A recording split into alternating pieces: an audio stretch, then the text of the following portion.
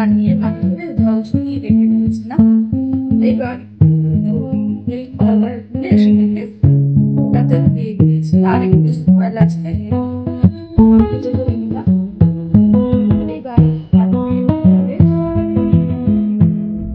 এবার দুধটা ফুটে যায়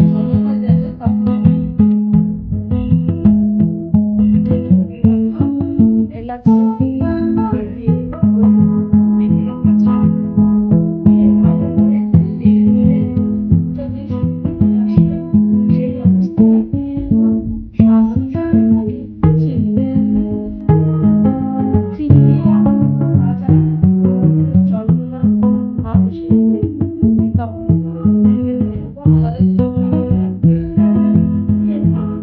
নাড়াচাড়া করে চিনির জলটা যেই শুকিয়ে যাবে অমনি থালায় দিয়ে দিলাম কিছুটা ঘিটা মাখিয়ে নিয়ে এবার ওই যে মিশ্রণটা ওটাকে এই থালায় ঢেলে ভালো করে সেট করে নেব।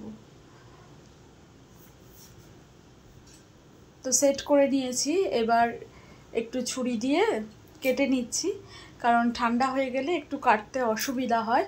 তো সেই কারণেই এখন গরম অবস্থাতে একটু ছুরি দিয়ে দাগ করে নিলাম।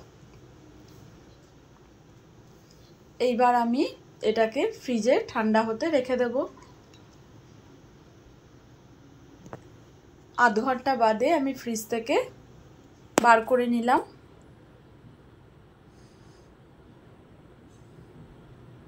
দেখতেই পাওয়া যাচ্ছে কতটা সুন্দর কালাকাঁদ তৈরি হয়েছে।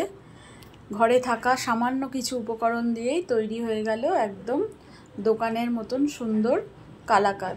খেতেও কিন্তু খুব টেস্টি হয়েছিল। তো এইভাবে বানিয়ে দেখতে পারেন।